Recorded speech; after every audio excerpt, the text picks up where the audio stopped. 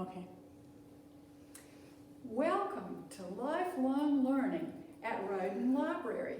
I'm librarian Joyce Ellison. Today, Anita Curry is here.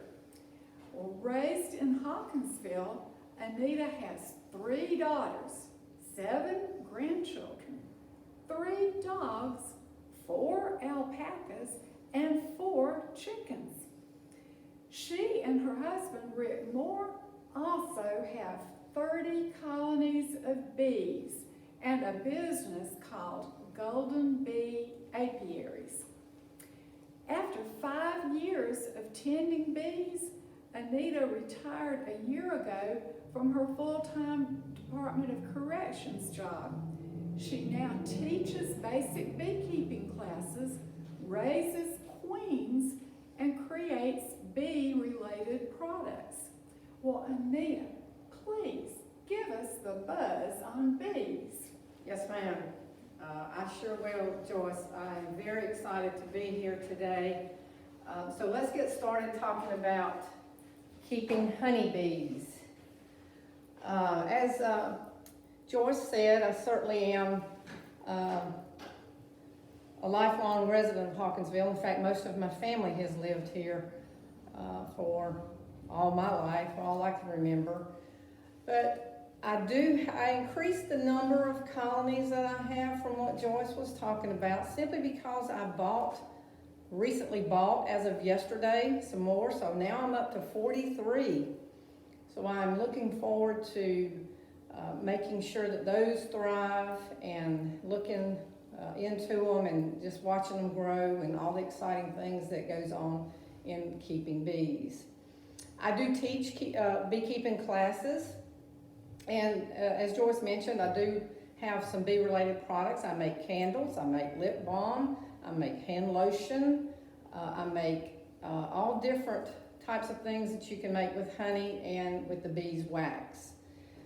I put my age in there. I thought it was significant in that. I'm 61 years old, which means that you're never too old to start an endeavor such as beekeeping. Anything that you have the mindset to do, you can do it at any age. And so don't let the age barrier get in your way of trying to do anything, much less get into the fun hobby of keeping bees. I got into beekeeping some years ago, as Joyce said, 5 years ago, because I wanted to look at something that I could do by myself when I retired. I was already looking at retirement 5 years ago, so I wanted to get into something I could do by myself that was rewarding and it was significant. And somehow or other I chose beekeeping, and I'm so glad I did, because I have just absolutely loved every minute of it and have just sunk myself so deeply into it. All right, so let's talk about a little factual things regarding honeybees. They have been existing for millions of years. They are the only bee that produces a food that humans can eat. There are thousands of species of bees, but honeybees are the only bee that produces that food that we can eat. But there are several issues that are threatening the existence of the honeybee. And I'm gonna mention some of those a little bit later. But that's a major issue with honeybees right now, is the things that are killing the entire colonies away. It's interesting to say, though, that 80% of our crops are pollinated by managed honeybees. And what we mean by managed is that beekeepers place hives of honeybees on the crops to be sure they get pollinated and make the crop do as well as it can do through that pollination. But there are so many rewards associated with beekeeping, and I cannot begin to share. But one thing I can tell you is every time I open a hive, I see something in there that I did not see before. It's always very interesting, always a lot of fun to go in and see what the bees have done since the last time I visited them. So what exactly is a honeybee? How did we get that name? Honeybee belongs to a category called Apis mellifera. And apis is a Latin term that means bee, and mellifera is a Greek term meaning honey bearing. So when you put the two together, you get honey bee. So that's just an interesting little tidbit I thought you might like to know. So I don't know, it's just a little quirk I have. Whenever I talk about something, especially that we're really interested in, I want to define it. I want to know what we're talking about and how can we relate to it by definition. So dictionary.com defines it as the occupation of owning and breeding bees for the honey. Definitions.net defines it as the maintenance of bee colonies, commonly in man-made hives by humans. And that's kind of what I do. But I do define it a little bit differently in that I say it is having patience with bugs that have existed for centuries, and honeybees are actually bugs. And you absolutely have to have patience if you become a beekeeper. Without patience, you will not be successful, because everything that they do on their schedule, not necessarily on yours. So be mindful that if beekeeping is something that you'd like to pursue, it's fun, but it does require you to have a lot of patience. Just warning there. All right, so there's two little terms that we often use when you talk about beekeeping. One is colony and one is hive. And a lot of times people use those incorrectly. So I want to tell you the difference in the two terms so you can differentiate when you're talking about them yourselves. So a colony is actually the group of bees, as you can see in the picture on the left, and the hive is the structure that the bees live in. So a lot of times I hear people talk about their hive did so-and-so. And I always get a kind of a laugh out of saying, no, your hive didn't do anything. Your bees, your colony might have done something, but your hive didn't do anything. It's not able to do anything, but your bees are, your colony is. So understand that there is a difference when you talk about the bees themselves, that's the colony, and when you're talking about the place they live, that is the hive. All right, a little fun fact. Did you know that a honeybee can fly up to 15 miles per hour? So the next time you're in the car, drive 15 miles per hour and you'll kind of understand how fast that little bee is flying. And a colony in the early spring has 10,000 to 15,000 bees in it. But a colony in the late summer has 50,000 to 60,000 bees. So you can see by those differences in the numbers how hard that colony is working from early spring to late summer to increase their numbers, to increase their population, because that's what they're supposed to do. They're supposed to grow. That is their goal. They're supposed to grow, and the queen is doing what she's supposed to do, and everybody's just chipping in and making things successful. The average life of a honeybee during the summer is about 6 weeks. Because they're working so hard to create those large numbers by late summer, they don't last very long during that period, because they're actually working themselves to death. To make 1 pound of honey, bees must visit around 2 million flowers. So a pound of honey is not very much. If you want to look at it in terms of ounces, you might look at it in like an 8-ounce bottle. But honey is measured in weight, not by volume. But you can look at maybe a cup, and that is actually a pound of honey. And it takes 2 million flowers for them to make that pound of honey through that process they go through. And again, honey is the only food that contains all the substances necessary to sustain life. It is known as nature's perfect food. So for us, we can live off of honey. It does even include water. It actually has 18% water in it, honey does. So we can live off of it because it has a lot of nutrients and, of course, water, which we need. But it is one of nature's perfect foods. All right, so when you go into look into a hive and you're looking to see what all there is to see, there are 3 different types of bees in that colony, and everybody's got their own little job. There's a worker bee, a queen bee, and a drone bee. So the worker is all female. All the workers are female. They make up the majority of the colony. There are more females, there are more worker bees than there are anything else in the whole colony. They do all the work. They do have a barbed stinger that really hurts, or it does me anyway.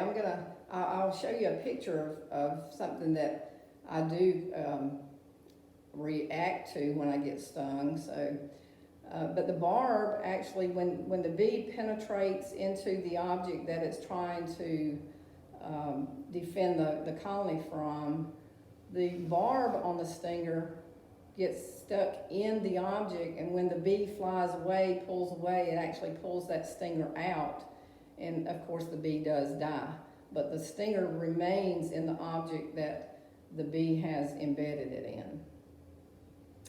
The workers produce wax, they produce honey, and they produce a food that bees eat. It's called bee bread, and bee bread is actually fermented pollen mixed with a little bit of honey, and it smells awful, but it is very nutritious for the bees. The worker bees do not mate. That means they don't have other female babies like the queen does, but they can lay eggs, but the eggs that they lay will not be fertilized. So all the eggs that they lay will be drones, and we'll look at what drones are in just a second. But the duties of the workers do change as they get a little older. So they start off doing things inside the hive and then ultimately age on up to where they can leave the hive and go get food and water for the rest of the colony. So the queen, she is the main one of the entire colony.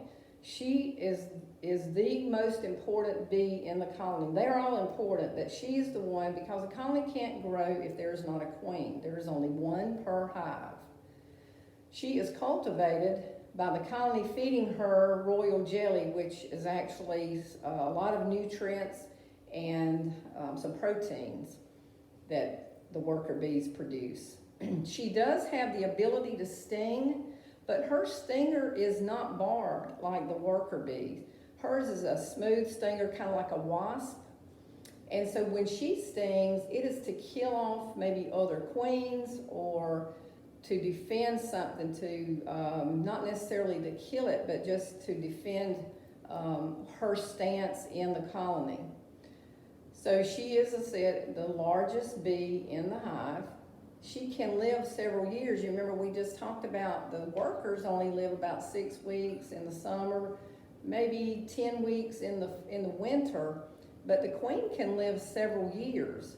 So the only thing she does is lay those eggs. She doesn't leave the hive, go and look for anything. She just walks around what I call being queenie all the time. So she just lays the eggs and keeps that colony populated. She does depend on the nurse bees for food. So somebody has to feed her, they have to clean her. So everything that goes on, the workers do for her. Again, the only thing she does is lay eggs. The drone, I mentioned the drone a minute ago. That is a male bee that is in the colony.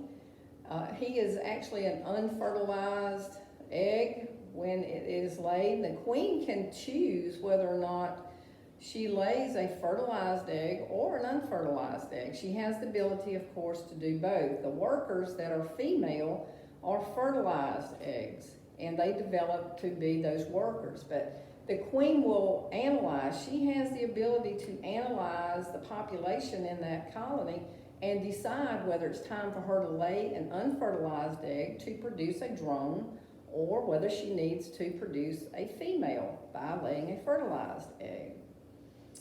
He has no stinger. The drones have no stinger, so they can't sting. If you want to play with a honeybee, play with a drone, because they can't sting you. They are much larger than the workers, as you saw by the picture a few minutes ago. But the drone only has one particular job, and that is to mate with a new queen so that she is fertile and can lay eggs. The drones do not forage. That means they don't go out and look for food and water.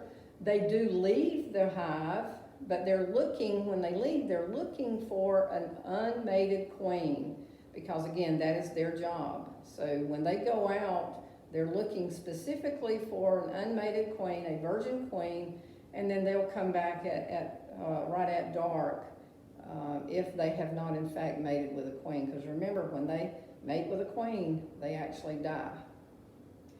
In the fall, though, the drones are not needed anymore because the workers are not producing any queens.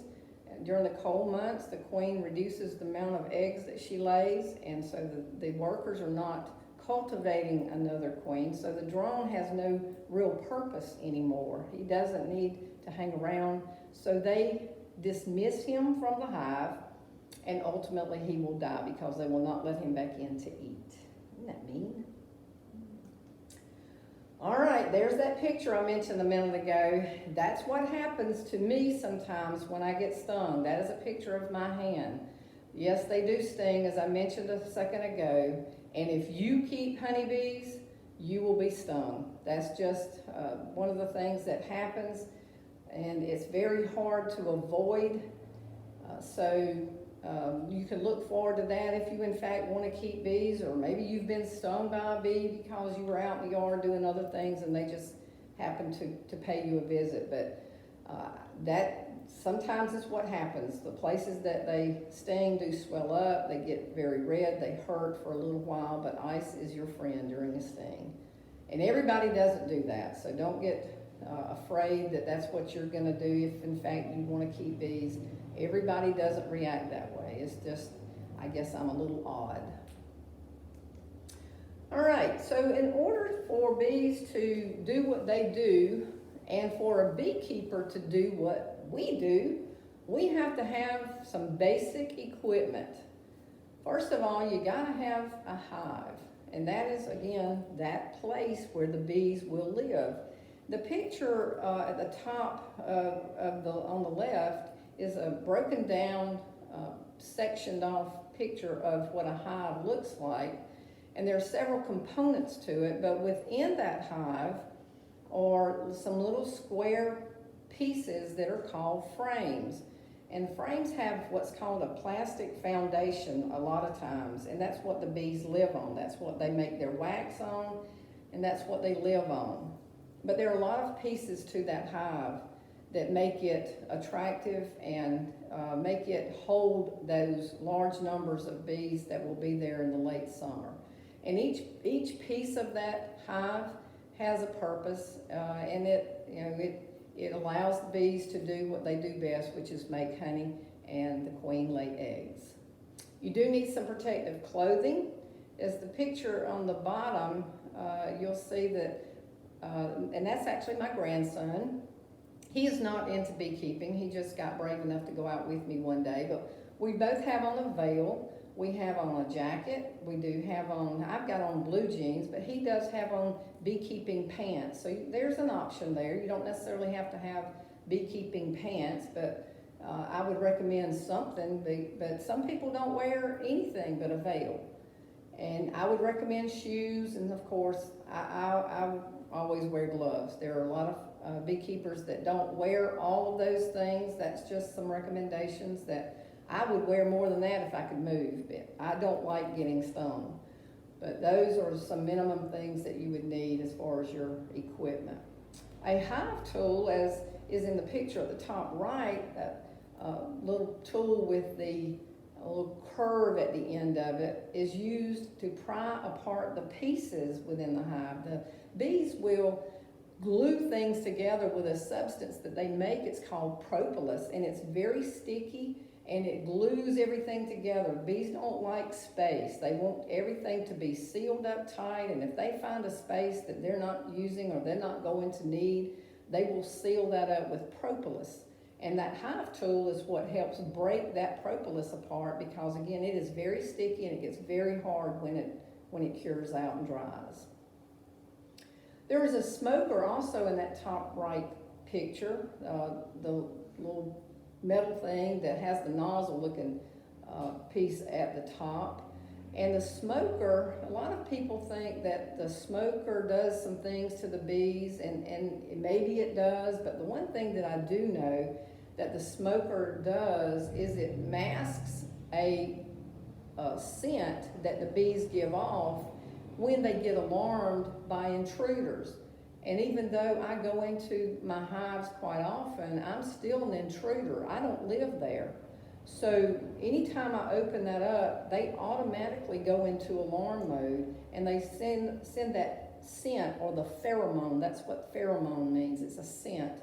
And the smoker just kind of masks that scent so that other bees don't get alarmed, and it helps to keep the colony a little calmer because they can't sense that pheromone. A hive brush is very nice because it will help you brush off the bees off of the surfaces in the hive if you need to do some things within it and you don't want to harm the bees, or you need them to move out of the way.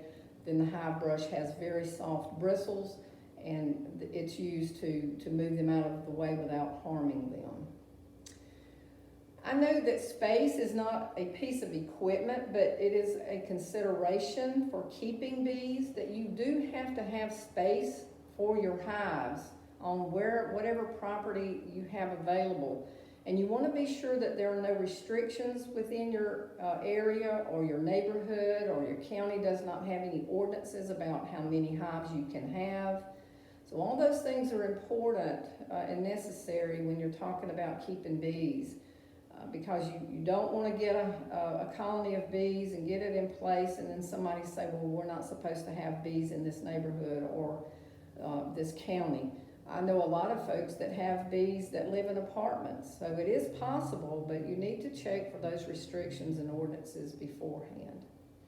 You also need some time. I know, again, time is not necessarily an equipment, but it is necessary. If you want to have bees, you have got to have some time occasionally to inspect those hives. You've got to treat for some pests, and you've got to do some things if they need it, when they need it. So there is a time frame that is important to have when you're keeping bees. So how can you help bees? As I mentioned early on, there are some things that are threatening the existence of honeybees. But how can you help? With the thought in mind that without the honeybee and other pollinators, honeybees are not the only pollinators that we have that are very helpful. But without the honeybee and other pollinators, some foods that we're accustomed to eating won't exist. About a third of the food that we eat is because a honeybee pollinated the plant and caused that food to grow. So that's a consideration. You could plant some flowers and foods that produce food for the bees as well. Pollinating allows plants to develop, produce, and reproduce. So the bees have a process that they're transferring pollen grains from the male part of the plant to the female part of the plant, and that's how the plant then begins to develop and produce, and it will reproduce a lot of times by seeds. And it's because of the pollination that can occur. Beekeeping does grow the bee population, which is very necessary because, again, as I said, a lot of our foods won't exist. They will be gone because the bees will be gone if we don't do some things to preserve them and to help them grow in their population. The limited use of pesticides and other chemicals on plants is another way we can help. Sometimes I understand that we need to treat for pests, and we do that through the pesticides and other chemicals, but limiting that is a very important part of preserving the bees. And plant more of the nectar and pollen producing flowers, such as the wildflower mix that you can buy, most of the little, Walmart, I'm not promoting Walmart, but you can get the little wildflower packets or wildflower bags of seeds and plant those out. They'll grow, and then the bees will be attracted to those and, of course, get food from them. And I was not being funny when I said let your yards get shaggy with clover and dandelions in the spring. Clover and dandelions really bloom the most in the early spring, and those two flowers produce the best food for the bees that occurs all year. So when you see all those plants emerging in the spring and you want your yard to look nice and tidy, keep in mind that the bees will really thrive if you allow them to get the nectar and the pollen that those flowers produce. So I have a few recommendations about how to get started in beekeeping. Hopefully you are giving some thought to that, or maybe you're just interested. You don't necessarily have to be a beekeeper to enjoy the information that I'm offering with these resources. Books are a great, reliable resource, and it's very easy reading with these three that I have listed. And I have read all three of them, three times actually. Backyard Beekeeping by David and Sherry Burns. I have taken a couple of classes that David has offered. He's a master beekeeper. He is very involved in beekeeping, actually in Illinois, but he writes some very, very good books and offers some great classes that I've taken. First Lessons in Beekeeping by Keith Delaplane is an excellent book as well. And Beekeeping 101 by Dana Stallman. All three of those are excellent readings. You can also join a local beekeeping club. 3 County Beekeepers is out of Cochran actually. They meet on the first Tuesday at 7 p.m. In Cochran, and both of the clubs that I've got, the Heart of Georgia and 3 County, the meeting places are not set at this time. I believe they've been trying to do Zoom meetings because of the COVID virus, but Heart of Georgia does meet 3rd Tuesday at 7 p.m. in Perry. You'll want to check the website, which is hogb.org, to be sure of when that meeting, where the meeting takes place. I don't believe that 3 County Beekeepers has a website, but they are on Facebook. If you have a Facebook account, you can look them up through that Facebook account. Heart of Georgia as well has a presence on Facebook. And the big umbrella for both of those clubs is called the Georgia Beekeepers Association. That is a large association that gives advice and gives help, offers a lot of support to local bee clubs around the state, and their website is gabeekeeping.com. Magazines, Bee Culture and American Bee Journal. They're a monthly magazine that offer just a wealth of information about up to the minute things regarding the bees, and a lot of different information about bees and how other areas of the country are managing bees. The best way I know to get started in beekeeping is to get a mentor. All of the other resources they're great, but I believe getting a mentor, and this is someone who is already a successful beekeeper. And what I mean by successful is somebody who understands all of the issues regarding what's going on in the hive and can advise you and help you and support you and be your cheerleader and do all the things to teach you step by step, just like they had to learn. Well, I want to thank you all for listening to me today. I appreciate the library having me in to talk about a subject that is just very fascinating and is my life right now. So thank you again.